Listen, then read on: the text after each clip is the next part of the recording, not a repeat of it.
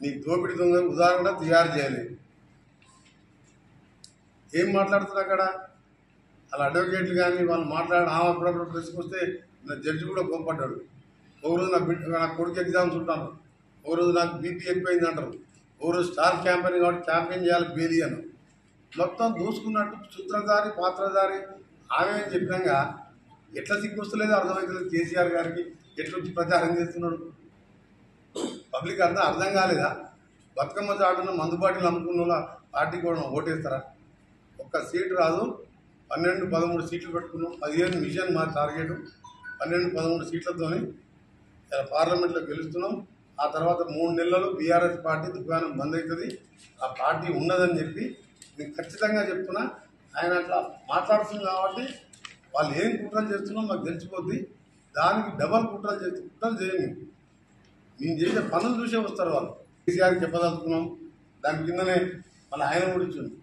రేవంత్ ఖచ్చితంగా బీజేపీకి పోతాడు. మెంటల్ అయింది ఆయన కొట్లకు, తండ్రి కొట్లకు, ఆ బామ్మర్దికి కొంచెం కూడా ఆ కవిత జైల్లోకి పోయేసరికి మెంటల్ అయింది. ఎట్లా 2 నెలలు బెయిల్ రాదు. మేము కూడా పోతాం ఫోన్ ట్యాపింగ్లా, కాళేశ్వరంలా, యాదాద్రిలా.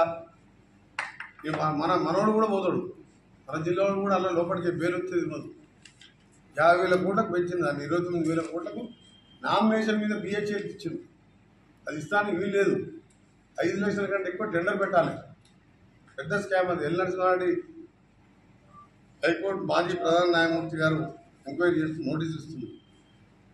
అందుకనే చెప్తున్నాం, కాంగ్రెస్ పార్టీ గురించి మాట్లాడినా మరొకసారి మర్యాద దక్కదని చెప్పి మేము తలుచుకుంటే నీ దగ్గర అయ్యాలా 7-8 మంది ఎంపీలకు పోయి సగం మంది మా దాంట్లకు, సగం బీజేపీలకు పోయి ఎంపీ టికెట్ వేసుకుంది. నీ క్యాండిడేట్లకే దిక్కు లేదు. ఆయన గంట సీట్లు వస్తాయంట, మాకు 1-2 వస్తాయంట. నవ్వొస్తుంది పొద్దున ఆయన స్టేట్మెంట్ చూస్తుంది. ఈ బిడ్డను బెయిల్ తెచ్చుకుని ఉపాయం చేసి వీళ్ళు కూడా నువ్వు నీ కొడుకు జైలు పోతే మా ముఖ్యమంత్రి గారు చెప్పినట్టు డబుల్ బెడ్రూమ్ అనుకున్నాం. ఒకటి చెల్లపల్లి జైల్లో కడదామంటే సరిపోనట్టుంది. ఎందుకంటే ఈ రావులందరూ పోతట్టున్నారు.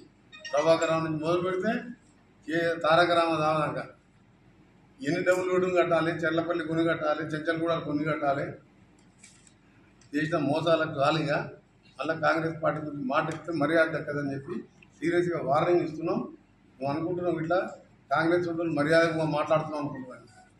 నిన్న మనదాకా బచ్చగాడు మాట్లాడదేమో అనుకుంటున్నాను. నిన్న నువ్వు ఎప్పుడైతే మాట్లాడినావో రేపటికెళ్ళి నిన్ను వెంటాడతాం.